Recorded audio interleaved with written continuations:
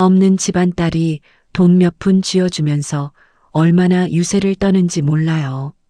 친정엄마가 시장에서 분식집을 하는데 그런 데서 굴러 들어온 게 우리 집안 며느리라니.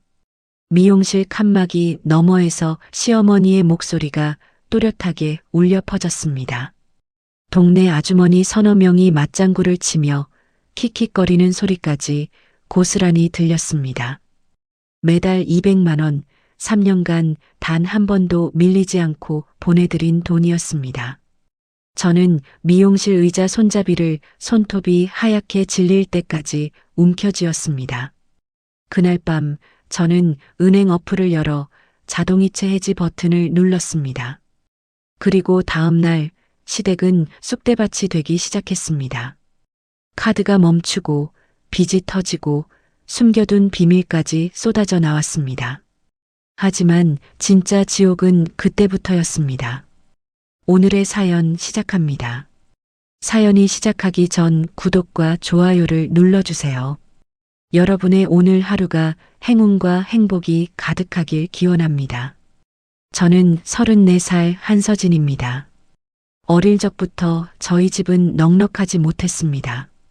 아버지는 제가 중학생 때 교통사고로 돌아가셨고 어머니 박순덕 여사는 그날부터 혼자서 작은 분식집 하나로 저를 키워내셨죠.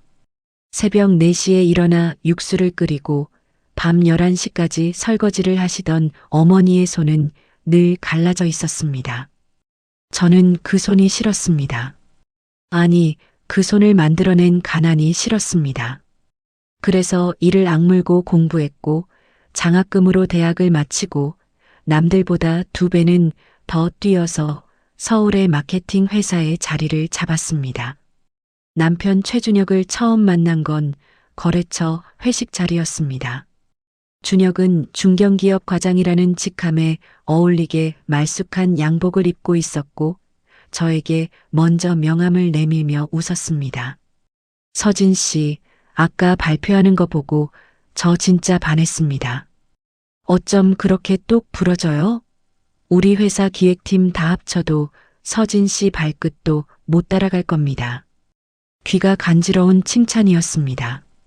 준혁은 틈날 때마다 회사 근처로 찾아와 커피를 건넸고 제 이야기에 고개를 끄덕이며 들어주었습니다.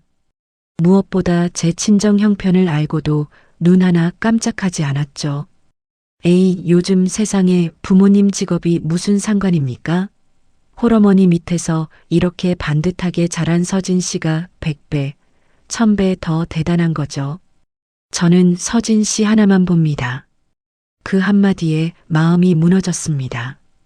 연애 1년 만에 결혼을 결심했고 시어머니 오정숙 여사를 처음 만나던 날 저는 백화점에서 가장 좋은 한우 세트를 사들고 시댁 문을 두드렸습니다. 정숙 여사는 현관에서 저를 위아래로 훑어보더니 입을 열었습니다. 내가 우리 준혁이가 만난다는 그 아가씨구나? 뭐 듣던 대로 얼굴 반반한 건 알겠네. 들어와라. 고개를 숙여 인사했지만 등 뒤로 정숙 여사가 준혁에게 속삭이는 소리가 선명하게 들렸습니다. 야, 준혁아. 엄마가 싹 다 알아봤는데 애 친정이 아주 형편없더라. 지 애미가 시장통 구석에서 떡볶이 팔고 순대 파는 분식집 장사라며. 아이고, 기가 막혀서. 멀쩡한 내 아들이 왜 저런 근본도 없는 집안 딸을 만나? 급이 맞아야지, 급이. 저는 못 들은 척 웃었습니다. 결혼하면 달라질 거라고, 성의를 보이면 마음을 여실 거라고 믿었으니까요. 결혼식은 소박하게 치렀습니다. 신혼집은 제가 모은 돈과 대출로 마련한 작은 아파트였고 준혁이 보탠 돈은 거의 없었습니다. 혼수도 예물도 전부 제 통장에서 나갔지만 저는 불만이 없었습니다. 제가 벌면 되니까요. 결혼 첫 달 정숙 여사가 전화를 걸어왔습니다. 예, 서진아. 너도 이제 번듯한 집안 며느리 됐으니 도리는 하고 살아야지. 남들 다 받는 시어머니 용돈 나도 받아야겠다. 동네 창피해서 원. 내가 돈 좀 번다니까 섭섭하지 않게 매달 딱 200만 원씩만 보내라. 매달 200만 원. 적은 돈이 아니었지만 저는 군말 없이 자동이체를 걸었습니다. 며느리 돌이라고 생각했고 모자란 친정 형편 때문에 혹시라도 준혁이 눈치를 볼까봐 더 완벽하고 싶었습니다. 그렇게 3년을 보냈습니다. 저는 낮에는 마케팅 기획서를 쓰고 밤에는 부업으로 온라인 콘텐츠 원고를 씁니다. 정숙 여사의 통장에는 한 달도 빠짐없이 200만 원이 찍혔고 명절마다 고급 한우에 홍삼 세트까지 빠지지 않았죠. 그런데 어느 금요일 퇴근길이었습니다. 머리가 지끈거려서 동네 단골 미용실에 들렀는데 안쪽에서 익숙한 목소리가 울려 나왔습니다. 아유, 사모님들 내 말 좀 들어봐. 우리 며느리가 딱 그 꼴이라니까? 아주 지독하게 없는 집안 딸내미가 시어머니한테 돈 몇 푼 쥐어준다고 얼마나 유세를 떨고 잘난 척을 하는지 몰라. 내가 아주 기가 막혀서. 정숙 여사였습니다. 저는 칸막이 뒤에 선 채 숨을 멈추었습니다. 지 애미가 저기 다 쓰러져가는 시장 골목에서 앞치마 두르고 떡볶이 파는 분식집 노인네잖아. 어디서 그런 상스러운 데서 굴러 들어온 게 우리 집안 며느리라니. 내가 며느리 친정 꼴이 너무 창피해서 동네 사람들한테 부끄러워 고개도 못 들고 다녀. 아주 수준이 안 맞아서 내가 살 수가 없어. 동네 아주머니 서너 명이 맞장구를 치며 킥킥거렸습니다. 저는 미용실 의자 손잡이를 움켜쥐었습니다. 손끝이 하얗게 질릴 만큼 꽉 잡았지만 그 자리에 뛰어들지 않았습니다. 대신 미용실 원장님에게 다가가 조용히 부탁했습니다. 원장님, 죄송하지만 방금 저희 시어머니 떠든 소리 녹음된 안쪽 CCTV 화면 좀 제 휴대폰으로 싹 다 보내주시겠어요? 하나도 빠짐없이요. 원장님은 제 얼굴을 보더니 아무 말 없이 고개를 끄덕여 주셨습니다. 저는 미용실을 나서며 주변 이웃 두 분에게도 연락을 돌렸습니다. 정숙 여사가 평소 어떤 말을 하고 다녔는지 써달라고요. 집에 돌아온 저는 거실 테이블 위에 3년치 이체 내역서를 출력해 펼쳤습니다. 그 옆에는 정숙 여사가 제 돈으로 긁어댄 백화점 명품 영수증 23장을 가지런히 놓았습니다. 코트, 가방, 스카프, 구두. 제가 새벽까지 일해서 보낸 돈이 전부 저것들로 바뀌어 있었습니다. 저는 휴대폰을 꺼내 은행 어플을 열었습니다. 3년간 단 하루도 밀린 적 없던 자동이체 화면이 떴습니다. 엄지손가락이 해지 버튼 위에서 잠깐 멈추었지만 저는 곧 힘껏 눌러버렸습니다. 정숙 여사 계좌로 가는 매달 200만 원 완전히 끊었습니다. 그리고 휴대폰 전원을 꺼버렸습니다. 다음 날은 매달 용돈이 들어오는 날이었습니다. 정숙 여사는 그 돈이 찍히는 날이면 어김없이 백화점 VIP 라운지로 향했죠. 백화점 1층 명품관 앞에서 정숙 여사가 카드를 내밀었습니다. 이거 새로 나온 거지. 이걸로 하나 싸줘요. 직원이 카드를 긁더니 고개를 갸웃거렸습니다. 손님, 죄송합니다만 잔액이 부족해서 결제가 안 되는데요. 정숙 여사의 눈이 커졌습니다. 뭐라고? 다시 한번 긁어봐요. 직원이 다시 단말기에 카드를 대었지만 결과는 같았습니다. 결제 거절. 뒤에 줄 서 있던 손님들이 슬슬 수군거리기 시작했습니다. 한도 초과라고 나옵니다, 손님. 정숙 여사가 카드를 낚아채며 얼굴이 시뻘겋게 달아올랐습니다. 매장 밖으로 허겁지겁 나온 정숙 여사는 휴대폰을 꺼내 제 번호를 눌렀습니다. 신호음이 가지 않았습니다. 2번, 3번, 10번. 전부 꺼져 있는 전화기였죠. 정숙 여사의 부재중 전화가 27통이 쌓인 그 시각, 준혁이 제 회사 로비에 나타났습니다. 안내 데스크를 밀치듯 지나쳐 안으로 들어서며 소리를 질렀습니다. 한서진, 당장 내려와. 로비에 있던 직원들이 일제히 고개를 돌렸습니다. 저는 엘리베이터에서 내려 준혁을 마주 보았습니다. 준혁의 셔츠는 구겨져 있었고 눈은 충혈되어 있었습니다. 엄마 카드가 안 되잖아. 이체 왜 안 한 거야? 당장 넣어. 저는 한 발자국도 뒤로 물러서지 않았습니다. 나 보안팀 부를 거야. 여기서 한 발짝도 더 안으로 못 들어와. 준혁이 이를 악물었습니다. 뭐? 지금 나한테 보안팀을 부른다고. 저는 로비 벽에 붙은 내선 전화기를 들어 보안실 번호를 눌렀습니다. 1분도 안 되어 보안 요원 2명이 달려왔고 준혁의 양쪽 팔을 잡아 뒤로 밀어냈습니다. 손 치워. 나 여기 직원 남편이야. 준혁이 버둥거렸지만 보안 요원들은 꿈쩍도 하지 않았습니다. 저는 가방에서 미리 준비해둔 작은 블루투스 스피커를 꺼내 테이블 위에 올렸습니다. 그리고 휴대폰의 재생 버튼을 눌렀습니다. 없는 집안 딸이 돈 몇 푼 쥐어주면서 얼마나 유세를 떠는지 정숙 여사의 또렷한 목소리가 로비에 울려 퍼졌습니다. 친정엄마가 골목에서 분식집을 하는데 그런 데서 굴러 들어온 게 우리 집안 며느리라니. 준혁의 얼굴에서 핏기가 빠졌습니다. 보안 요원에게 잡혀있던 몸이 축 늘어졌죠. 이건 오해야. 엄마가 원래 말이 좀 거칠잖아. 속은 그런 분이 아니라고. 저는 스피커의 전원을 끄고 가방 안에서 서류 2장을 꺼냈습니다. 한 장은 제가 직접 작성한 이혼 소장이었고 다른 한 장은 제 이름으로 된 아파트의 퇴거 통보서였습니다. 오해가 아니야. 3년이잖아. 3년 동안 매달 200만 원을 보내면서 한 번이라도 고맙다는 말 들어본 적이 없어. 저는 서류 2장을 준혁의 가슴팍에 밀어 넣었습니다. 준혁이 서류를 펼쳐보더니 두 눈이 흔들렸습니다. 서진아, 이혼이라니. 잠깐만 진정하고 얘기하자. 얘기할 거 없어. 아파트에서 짐 빼. 기한은 일주일이야. 준혁이 한 걸음 다가서려 했지만 보안 요원이 앞을 가로막았습니다. 손님, 더 이상 안 됩니다. 밖으로 나가주세요.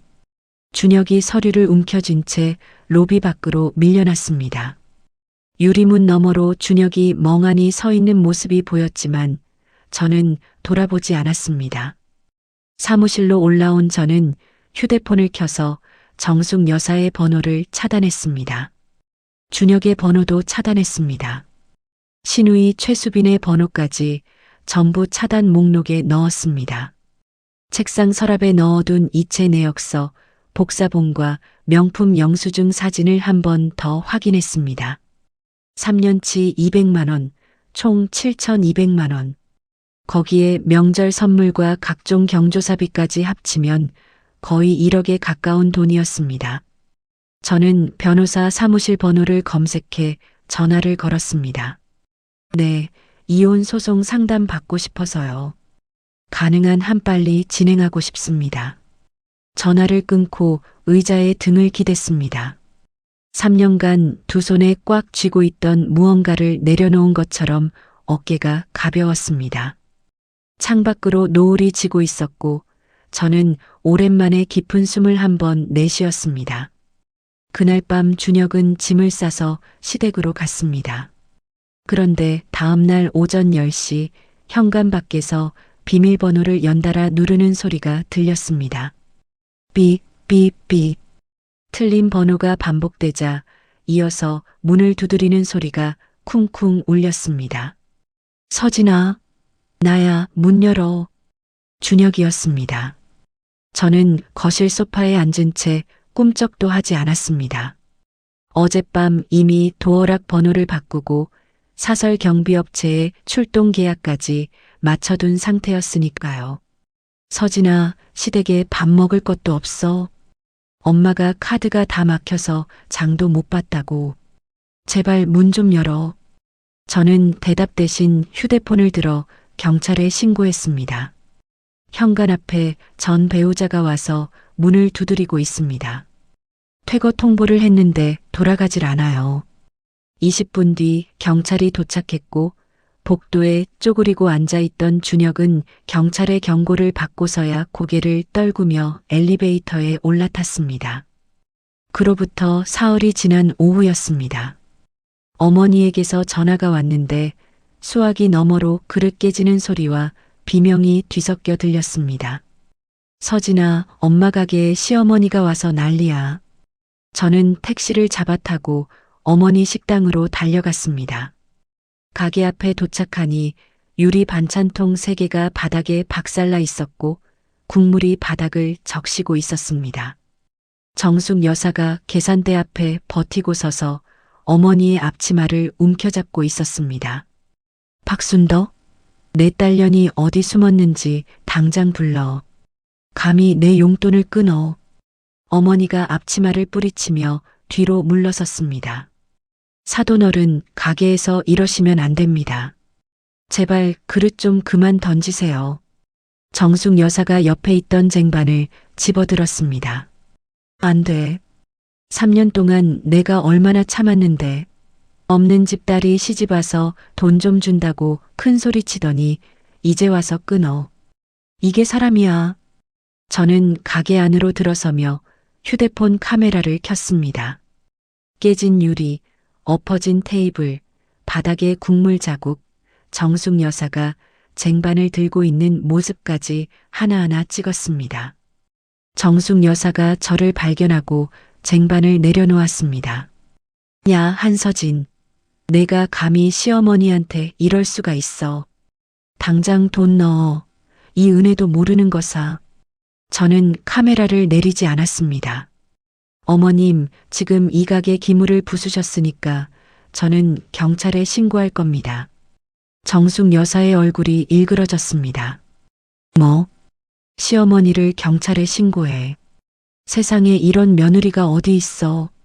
남의 가게 물건 부수고 행패 부리면 누구든 신고 대상이에요. 저는 이미 가게에 오는 택시 안에서 경찰에 전화를 해놓은 상태였습니다. 5분 뒤 경찰 2명이 도착했고 저는 찍어둔 사진과 깨진 그릇들을 가리키며 상황을 설명했습니다. 경찰이 정숙 여사에게 다가갔습니다. 사모님, 지금 가게 물건을 부수신 게 맞습니까?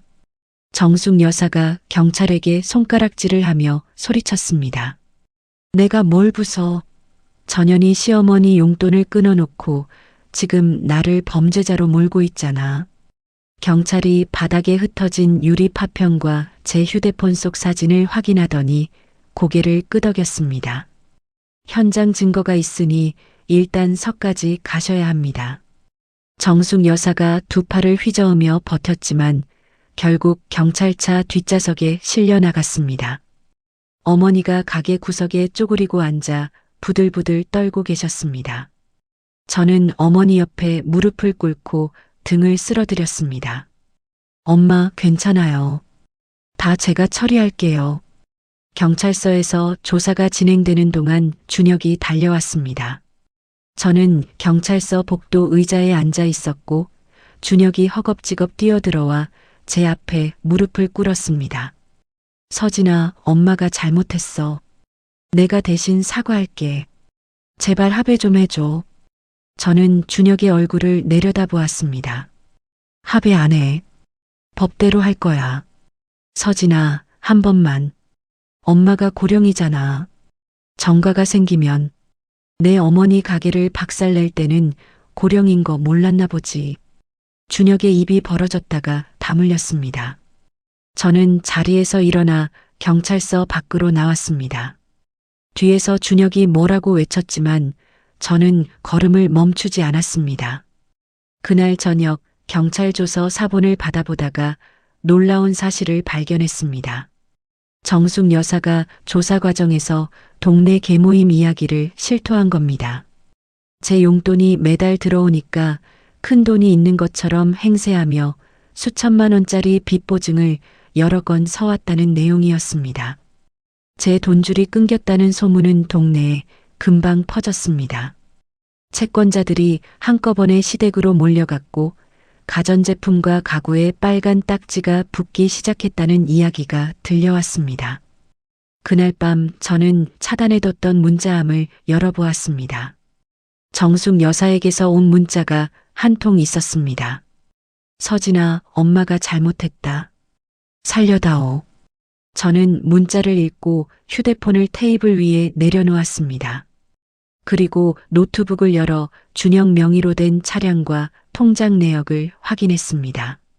변호사에게 보낼 서류를 정리하며 저는 남은 것 하나도 빠짐없이 묶어둘 생각이었습니다. 소송 서류를 준비하느라 정신없이 보내던 어느 저녁이었습니다. 회사 로비에서 낯선 남자가 저를 기다리고 있었습니다. 양복 차림에 서류 가방을 들고 있었는데 얼굴을 보니 신우이 최수빈의 남편 강도연이었습니다. 도연은 명절 때 시댁에서 한두 번 마주친 게 전부였습니다. 말수가 적고 시댁 식구들 사이에서 늘 구석에 앉아있던 사람이었죠. 도연이 저를 보자마자 주위를 두리번거리며 목소리를 낮추었습니다. 형수님, 혹시 저랑 잠깐 이야기할 수 있을까요? 사람 없는 데서요. 저는 경계하면서도 고개를 끄덕였습니다. 회사 근처 조용한 카페로 자리를 옮겼고 도연은 자리에 앉자마자 서류 가방에서 낡은 누런 봉투 하나와 USB 하나를 꺼내 테이블 위에 올렸습니다. 저도 수빈이랑 이혼 준비 중입니다. 그 집안에 더는 못 있겠어요. 도연이 커피잔을 감싼 손이 미세하게 떨리고 있었습니다. 형수님이 이혼 소송을 시작했다는 얘기를 듣고 이걸 드려야 하나 며칠을 고민했습니다. 그런데 형수님이 이걸 모르고 넘어가시면 안 될 것 같아서요. 저는 누런 봉투를 집어들었습니다. 봉투 안에는 A4 용지 대여섯 장이 들어 있었는데 꺼내서 펼치는 순간 눈앞이 캄캄해졌습니다. 사채 연대보증 계약서였습니다. 보증인 란에 제 이름이 적혀 있었고 제 주민등록번호, 제 주소, 그리고 제 인감까지 찍혀 있었습니다. 금액은 1억 2천만 원. 저는 이런 서류에 도장을 찍은 적이 단 한 번도 없었습니다. 이게 뭐예요? 제가 이런 걸 쓴 적이 없는데. 도연이 고개를 숙이며 말했습니다. 준혁 형이 사설 도박에 손을 댔습니다. 1년 넘게요. 빚이 불어나니까 형수님 인감도장이랑 신분증을 몰래 가져다가 보증을 세운 겁니다. 손가락 끝이 차가워졌습니다. 계약서를 쥔 손에 힘이 들어가 종이가 구겨졌습니다. 이건 위조잖아요. 제가 동의한 적이 없으니까. 그래서 가져온 겁니다. 사본이지만 원본이랑 똑같습니다. 저는 계약서를 내려놓고 USB를 집어들었습니다. 이건요. 도연이 입술을 한번 깨물더니 말을 이었습니다. 어머님이 형수님 이름을 팔아서 동네 사람들한테 돈을 끌어모았습니다. 형수님이 큰 회사 마케팅 팀장이니까 투자하면 큰 돈을 벌 수 있다고 꼬드긴 거죠. 그 녹취록이 들어 있습니다. 저는 의자 등받이에 몸을 기댔습니다. 카페 천장의 조명이 빙글빙글 도는 것 같았습니다. 이혼만 하면 끝날 줄 알았습니다. 깨끗하게 갈라서고 새 출발을 하면 된다고 생각했는데 그게 아니었습니다. 1억이 넘는 빚이 제 이름으로 묶여 있었고 제 직함을 팔아 사기까지 벌어지고 있었습니다. 도연 씨, 고마워요. 이거 가져오시느라 많이 고민하셨죠. 도연이 자리에서 일어서며 고개를 숙였습니다. 형수님은 잘못한 게 없으니까요. 부디 잘 해결되시길 바랍니다. 도연이 카페를 나간 뒤 저는 한참을 그 자리에 앉아 있었습니다. 며칠 뒤부터 사채업자들이 나타나기 시작했습니다. 회사 건물 앞 카페에 떡하니 앉아서 저를 노려보는 남자 둘이 보였고 퇴근길에 제 차 앞 유리에 쪽지가 꽂혀 있었습니다. 한서진 씨 연락 기다립니다. 전화번호가 적힌 쪽지를 보며 손이 떨렸습니다. 어머니에게까지 소문이 퍼졌습니다. 동네 사람들이 어머니 식당에 와서 수군거리기 시작한 겁니다. 박순덕 씨 딸이 억대 빚을 졌대. 어머니가 전화로 울먹이셨습니다. 서진아, 이게 무슨 소리야? 내가 빚을 졌다고 동네가 난리야. 엄마, 내 빚 아니야. 제가 알아서 할 테니까 걱정하지 마세요. 전화를 끊고 나서야 두 눈에 물기가 차올랐지만 저는 손등으로 훔치고 바로 노트북을 켰습니다. 서울에서 이름 있는 대형 로펌 3곳을 검색했고 그중 형사와 금융 쪽 소송 경력이 가장 많은 곳에 상담 예약을 넣었습니다. 다음 날 아침 저는 도연이 건네준 서류 봉투와 USB 그리고 그동안 모아둔 이체, 내역서와 녹음 파일을 전부 들고 로펌을 찾아갔습니다. 담당 변호사 이정민이 서류를 한 장 한 장 넘기더니 안경을 벗고 저를 똑바로 쳐다보았습니다. 한서진 씨, 이 계약서는 위조입니다. 필적 감정을 하면 바로 드러날 겁니다. 고소장 오늘 바로 넣겠습니다. 저는 고개를 끄덕이며 물었습니다.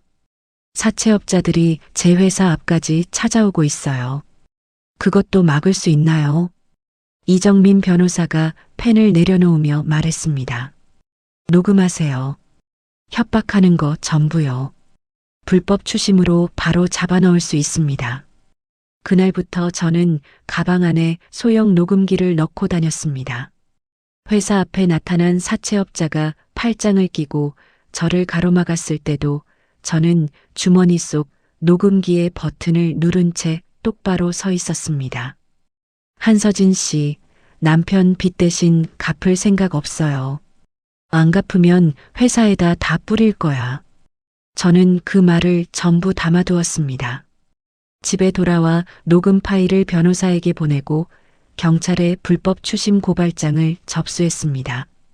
준혁이 만들어 놓은 수렁에서 기어 나오려면 한 발짝도 허투루 디딜 수 없었습니다. 비용에 변호사 수임료까지 통장 잔고가 눈에 띄게 줄어들고 있었습니다. 낮에는 회사 업무를 하고 밤에는 사채업자 대응 서류를 정리하고 새벽에는 프리랜서 마케팅 일감을 찾아 구직 사이트를 뒤졌습니다.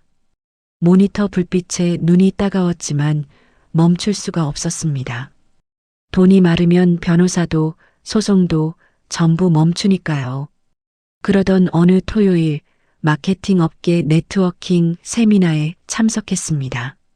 명함이라도 한 장 더 돌려볼 생각이었죠. 세미나가 끝나고 로비에서 커피를 받아드는데 뒤에서 익숙한 목소리가 들렸습니다. 한서진 대리 아니야. 돌아보니 전 직장 대표 윤재아가 서 있었습니다. 3년 전 제가 처음 마케팅 일을 배우던 회사의 대표였고 제 기획서를 읽고 신입인 저를 프로젝트에 넣어주셨던 분이었습니다. 대표님, 오랜만입니다. 재아 대표가 제 얼굴을 보더니 미간을 좁혔습니다. 많이 야윈네. 무슨 일 있어? 저는 괜찮다고 웃어 보이려 했지만 입꼬리가 올라가지 않았습니다. 재아 대표가 로비 구석 소파로 저를 데려가 앉혔고 저는 결국 입을 열고 말았습니다. 이혼 이야기, 사문서 위조, 사채업자, 어머니 가게가 박살난 일까지 전부요. 재아 대표가 무릎 위에 놓은 주먹을 꽉 쥐었습니다. 그 인간들이 서진 씨 인감을 훔쳐서 보증을 세워. 이게 사람이 할 짓이야. 저는 고개를 숙이고 커피잔만 내려다보았습니다.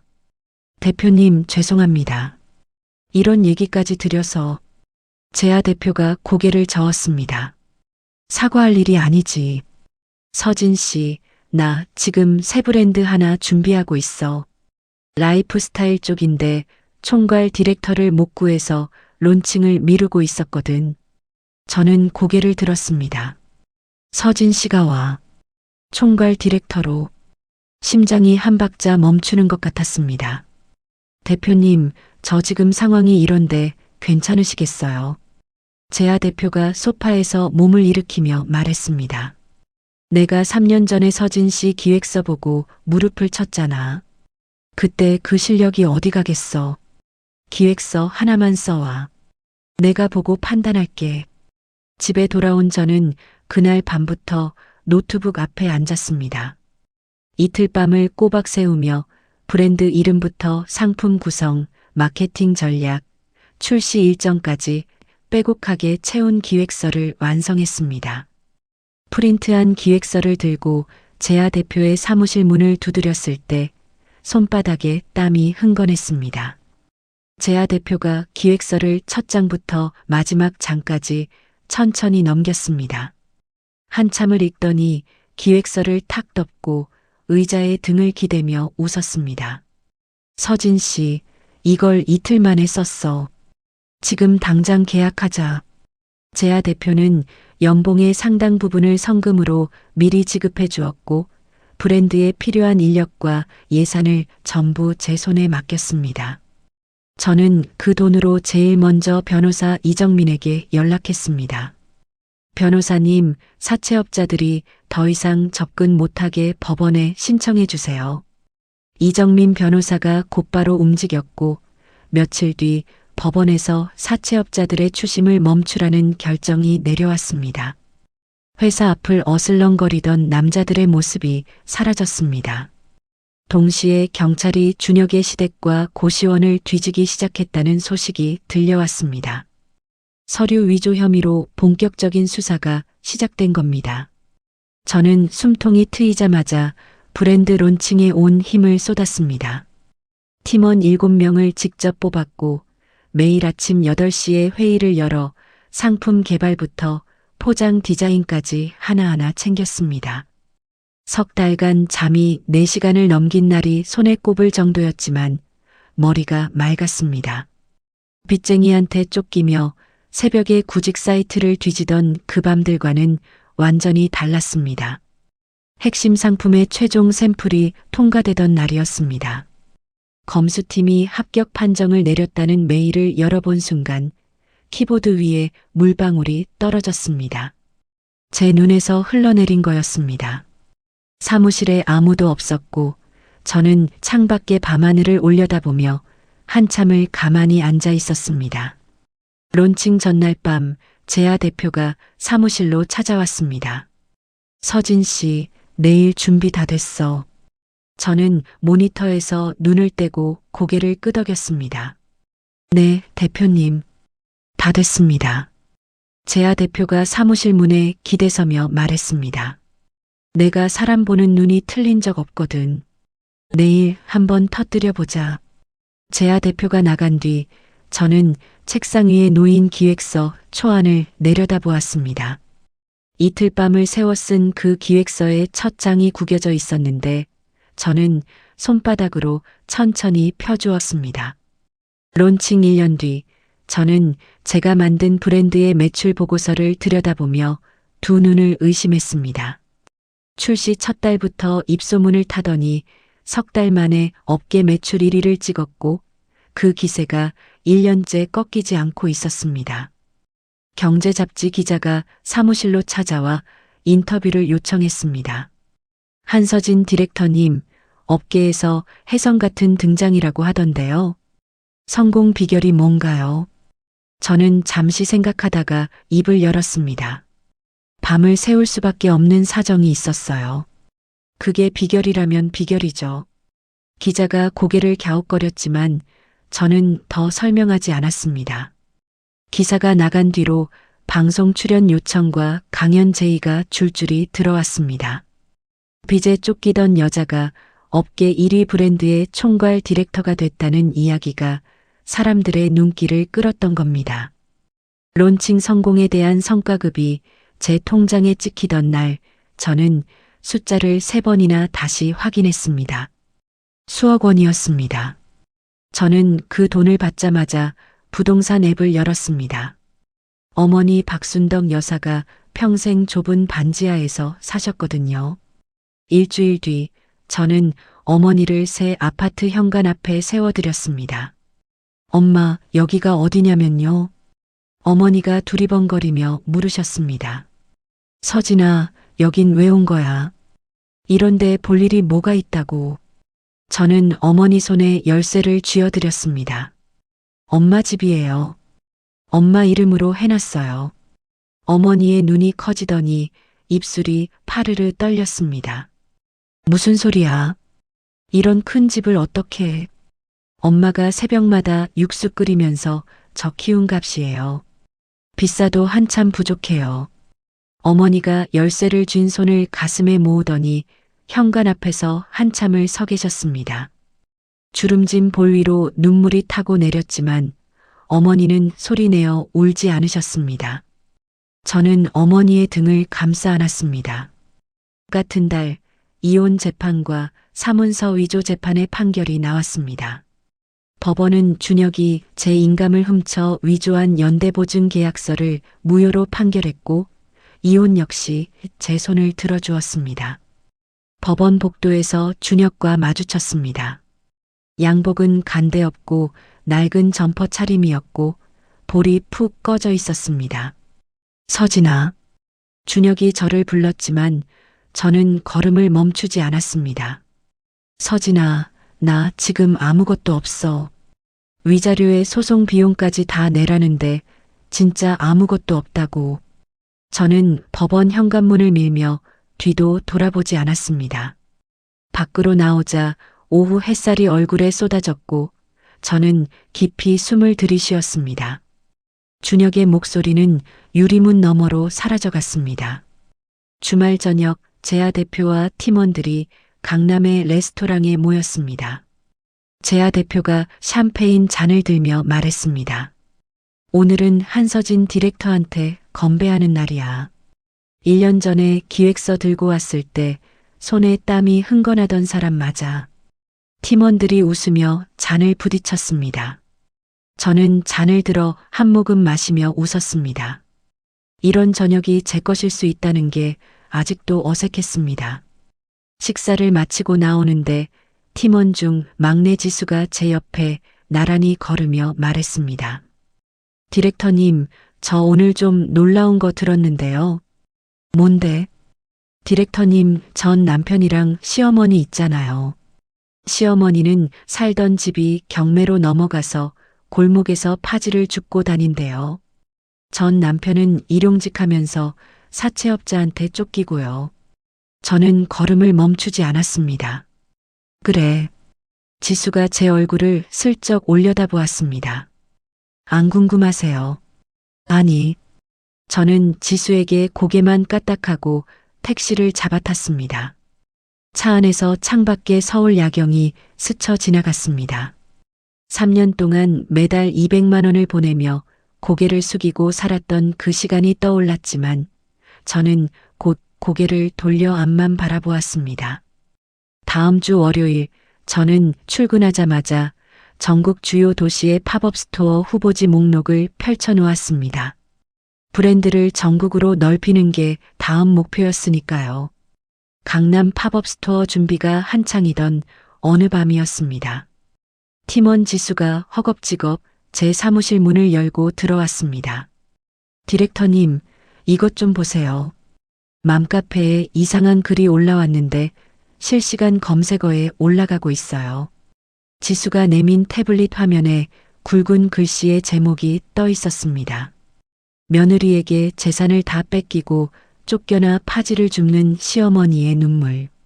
저는 글을 천천히 읽어 내려갔습니다. 늙은 어머니가 며느리의 학대에 길거리로 내몰렸다는 내용이었고 댓글에는 저를 폐륜녀라고 욕하는 글이 수백 개 달려 있었습니다. 이거 말고도 있어요. 지수가 화면을 넘겼습니다. 익명 커뮤니티 게시판 여러 곳에 같은 글이 복사되어 퍼져 있었고 그 아래에는 저희 브랜드 제품에 독한 성분이 들어 있어서 피부병이 생겼다는 후기가 사진과 함께 줄줄이 달려 있었습니다. 이 후기 사진들, 저희 제품 포장이랑 색깔이 달라요. 합성인 것 같은데요. 저는 태블릿을 내려놓고 눈을 감았습니다. 누가 이러는지 바로 알 수 있었습니다. 다음 날부터 상황이 걷잡을 수 없이 번졌습니다. 가짜 후기가 뉴스 댓글란까지 퍼지면서 고객센터 전화가 쉬지 않고 울렸습니다. 반품 택배가 하루에 수백 개씩 쏟아져 들어왔고 매장 앞에는 피켓을 든 사람들이 모여들기 시작했습니다. 제아 대표가 긴급 회의를 소집했습니다. 제품 검사를 국가기관에 맡겨놨어. 결과 나오려면 최소 열흘은 걸려. 그때까지 버텨야 해. 회의실을 나서는데 제아 대표의 전화기가 울렸습니다. 투자자 쪽이었습니다. 제아 대표가 전화를 받더니 얼굴이 굳어졌습니다. 투자금 회수를 검토하겠다고. 주가가 사흘 연속 떨어지고 있으니까. 저는 두 주먹을 꽉 쥐고 사무실로 돌아왔습니다. 의자에 앉아 모니터를 켰는데 커뮤니티 게시판마다 제 얼굴 사진과 이름이 도배되어 있었습니다. 댓글 하나하나가 칼날 같았습니다. 그날 저녁 어머니에게서 전화가 왔습니다. 어머니의 목소리가 이상했습니다. 평소보다 가늘고 떨리고 있었습니다. 서진아, 엄마가 인터넷이라는 걸 눌러봤는데 저는 가슴이 철렁 내려앉았습니다. 엄마, 그거 다 거짓말이에요. 보지 마세요. 너를 창녀라고 부르고 페류나라고 부르고 이 사람들이 왜 우리 서진이한테 이러는 거야? 어머니의 울음소리가 수화기를 타고 쏟아졌습니다. 엄마, 제발 그런 거 보지 마세요. 제가 다 해결할 테니까요. 전화를 끊고 2분 뒤에 다시 어머니에게 전화를 걸었지만 받지 않으셨습니다. 3번, 4번, 5번. 저는 택시를 잡아 타고 어머니 아파트로 달려갔습니다.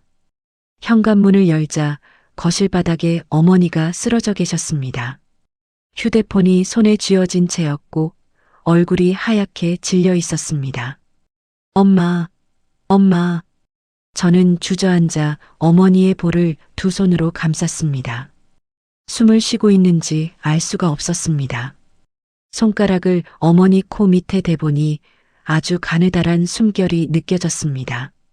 구급차가 올 때까지 저는 어머니의 손을 놓지 않았습니다. 병원에 도착하자 의사가 빠르게 어머니를 안으로 데려갔고 저는 중환자실 앞 복도에 주저앉았습니다.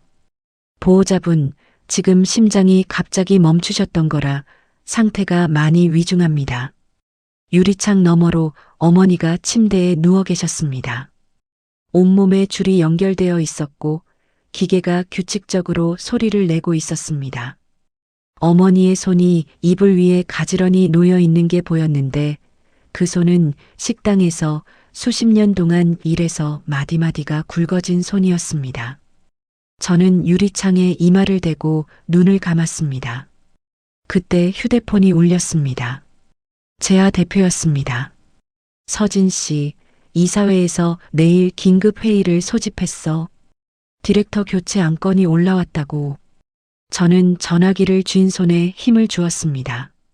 대표님, 제가 내일 아침까지 방법을 찾겠습니다. 전화를 끊고 복도 의자에 다시 앉았습니다. 어머니가 쓰러지게 만든 것도 회사가 무너지게 만든 것도 전부 같은 사람들이었습니다.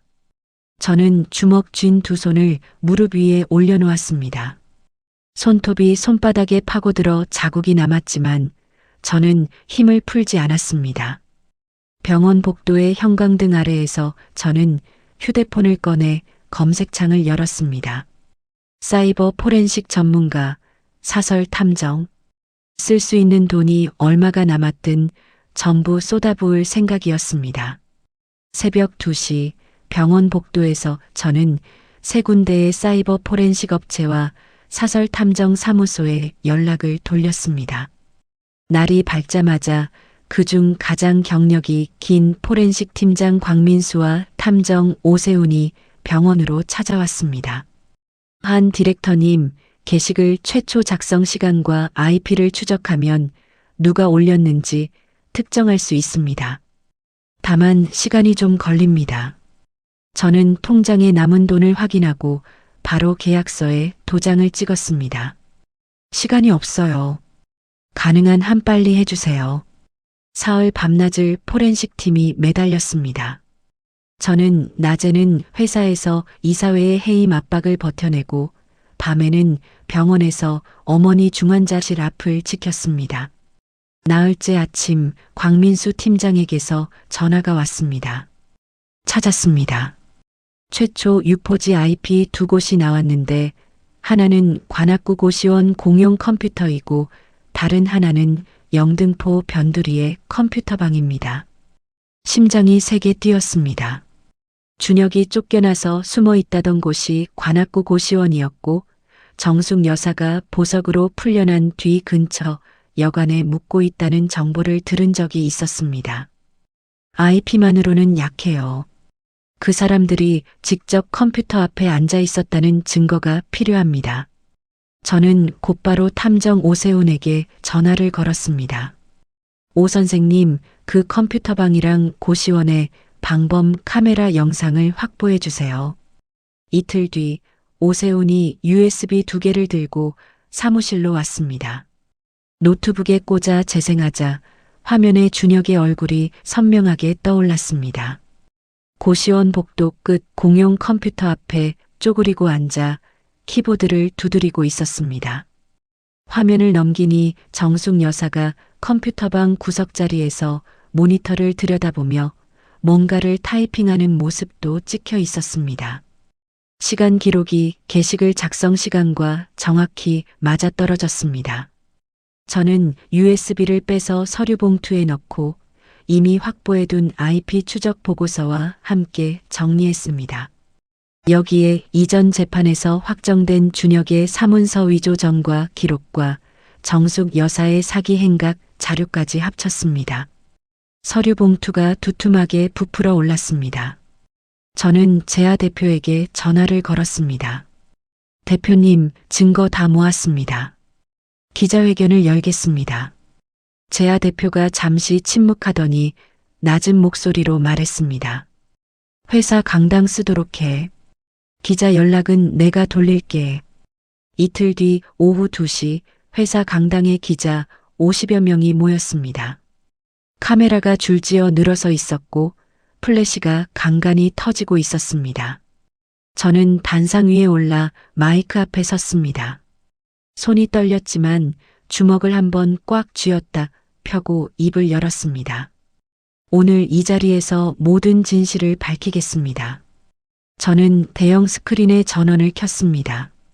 첫 번째로 고시원 방범 카메라 영상이 재생되었습니다. 준혁이 새벽 3시에 컴퓨터 앞에 앉아 게시글을 올리는 모습이 또렷하게 나왔습니다. 이 남자는 제 전 남편 최준혁입니다. 사문서 위조로 유죄 판결을 받은 전과자이고 이 영상에서 보시는 것처럼 저와 저희 회사를 향한 허위글을 직접 작성했습니다.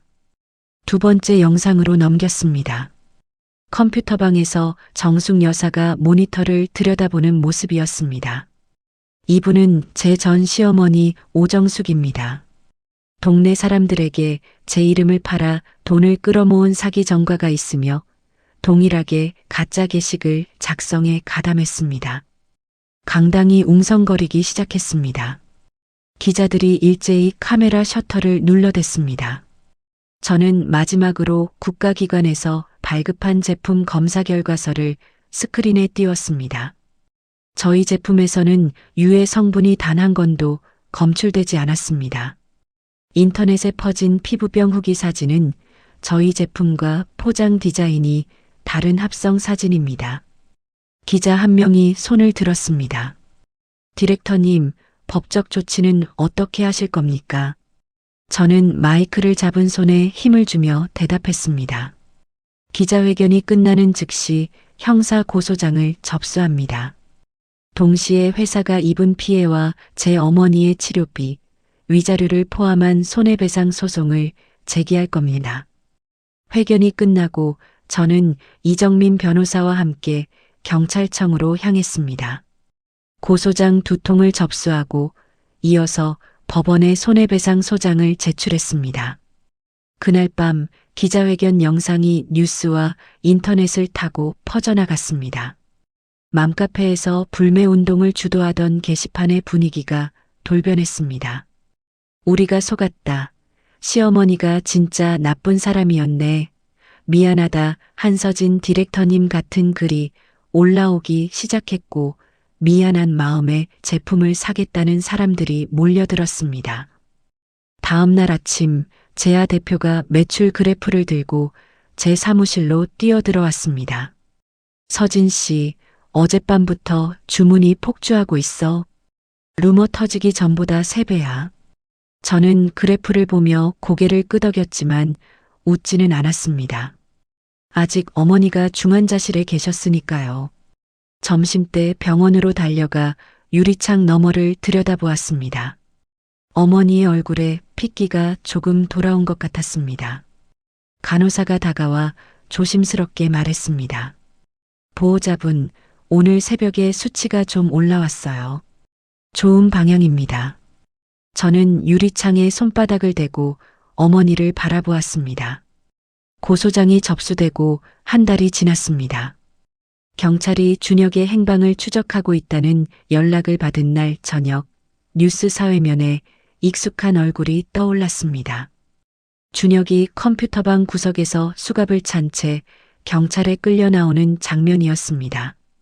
증거를 지우려고 컴퓨터방을 돌아다니다가 현장에서 잡힌 거였습니다. 카메라 앞에서 준혁은 고개를 숙이고 얼굴을 가리려 했지만 수갑찬 양손으로는 역부족이었습니다.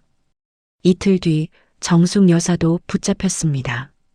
밀린 여관비를 내지 못해 짐이 복도에 쌓여 있는 상태에서 경찰이 들이닥친 거였습니다. 정숙 여사가 여관 앞에서 호송차에 올라타는 장면이 동네 사람들 휴대폰에 찍혀 퍼져나갔습니다. 어머, 저 사람 아니야. 투자하면 큰 돈 번다고 우리한테 돈 뜯어간 그 할머니. 맞아. 며느리가 큰 회사 임원이라고 자랑하더니 결국 사기꾼이었네. 동네 사람들의 손가락질 속에서 정숙 여사가 호송차 안으로 사라졌습니다. 재판은 2달 뒤에 열렸습니다. 저는 방청석 맨 앞줄에 앉아 준혁과 정숙 여사가 피고인석에 서는 모습을 지켜보았습니다. 준혁은 양복 대신 죄수복을 입고 있었고 정숙 여사는 흰 머리가 부쩍 늘어 있었습니다. 재판장이 판결문을 읽기 시작했습니다. 피고인 최준혁과 피고인 오정숙은 허위 사실을 유포하여 피해자의 명예를 훼손하고 기업의 업무를 방해한 혐의가 충분히 인정되며 반성의 기미가 보이지 않는 점을 고려하여 주형을 선고합니다. 준혁의 어깨가 축 늘어졌습니다. 정숙 여사는 피고인석에서 두 손으로 얼굴을 감싸며 흐느꼈습니다. 이럴 수는 없어. 내가 뭘 그렇게 잘못했다고. 정숙 여사의 울부짖음이 법정 안에 울려 퍼졌지만 재판장은 망치를 내리치며 조용히 하라고 했습니다. 이어서 손해배상 판결이 내려졌습니다. 회사가 입은 매출 손실과 브랜드 피해, 제 어머니의 치료비와 위자료까지 전부 합산된 금액이었습니다. 준혁과 정숙 여사가 평생을 일해도 갚을 수 없는 액수였습니다. 법원을 나서는데 이정민 변호사가 제 옆에서 걸으며 말했습니다. 한 디렉터님, 완벽한 결과입니다. 고생 많으셨습니다. 저는 가볍게 고개를 끄덕이고 병원으로 향했습니다. 중환자실에서 일반 병실로 옮겨진 어머니가 침대에 기대 앉아 계셨습니다. 문을 열고 들어서자 어머니가 고개를 돌리셨습니다. 볼에 핏기가 돌아와 있었고 눈에 힘이 실려 있었습니다. 서진아, 왔어. 엄마, 오늘 퇴원이래요. 의사 선생님이 이제 집에서 쉬셔도 된다고요. 어머니가 이불 위에 놓인 제 손을 잡으셨습니다. 우리 딸이 고생 많았다. 저는 웃었습니다. 아무 말도 하지 않았지만 어머니 손을 꼭 잡은 채 한참을 그렇게 앉아 있었습니다. 퇴원 수속을 마치고 어머니를 부축해 병원 현관을 나서는데 햇살이 따뜻했습니다. 어머니가 하늘을 올려다보시며 깊이 숨을 들이쉬셨습니다. 바깥 바람이 이렇게 좋았었나? 저는 어머니를 새 아파트로 모셔다 드리고 회사로 출근했습니다. 재하 대표가 회의실에서 기다리고 있었습니다. 서진 씨, 해외 쪽에서 연락이 왔어. 우리 브랜드를 수입하고 싶다는 곳이 5군데야. 저는 서류를 펼쳐보며 고개를 끄덕였습니다. 준비하겠습니다, 대표님. 재하 대표가 웃으며 자리에서 일어났습니다. 사람 보는 눈이 틀린 적 없다고 했잖아. 저는 회의실에 남아 서류를 정리하다가 문득 휴대폰을 꺼내 보았습니다. 알림창에 뉴스 기사가 하나 떠 있었습니다. 강남 4억 입주식 날짜가 확정되었다는 기사였습니다. 일주일 뒤 새 사옥 로비가 사람들로 가득 찼습니다. 재하 대표와 팀원들, 거래처 관계자들, 그리고 제 곁에 어머니가 서 계셨습니다. 어머니가 새 옷을 입고 환하게 웃고 계신 모습을 보니 가슴 한가운데가 뜨거워졌습니다. 그때 로비 입구가 소란스러워졌습니다. 보안 팀원이 달려와 귓속말로 알려주었습니다. 디렉터님, 밖에 최수빈이라는 분이 와서 면회를 요청하고 있습니다. 신우이 수빈이었습니다. 도연에게 이혼당하고 갈 곳이 없어진 수빈이 사옥 앞까지 찾아온 겁니다. 보안 카메라 화면을 보니 수빈이 현관 앞에서 두 손을 모으고 서 있었습니다. 저는 보안 팀장에게 말했습니다. 내보내주세요. 혹시 말씀하실 내용이 있으시면 제가 전해드릴까요? 없어요. 그냥 내보내세요. 보안 팀원 2명이 밖으로 나가 수빈의 양쪽 팔을 잡고 정문 밖으로 안내했습니다. 저는 카메라 화면을 끄고 자리로 돌아왔습니다. 입주식이 끝나고 옥상 테라스에 올라갔습니다. 재하 대표와 팀원들이 샴페인 잔을 들고 올라왔고 어머니도 팔짱을 낀 채 제 옆에 서 계셨습니다. 서진아, 여기서 보니까 서울이 참 예쁘다. 어머니가 야경을 바라보며 말씀하셨습니다. 저는 잔을 들어 한 모금 마시고 어머니를 바라보았습니다. 주름진 얼굴에 서울의 불빛이 비치고 있었습니다. 저는 잔을 내려놓고 난간에 기대섰습니다. 3년 전 매달 200만 원을 보내며 미용실 칸막이 뒤에서 입술을 깨물던 그 여자는 더 이상 없었습니다.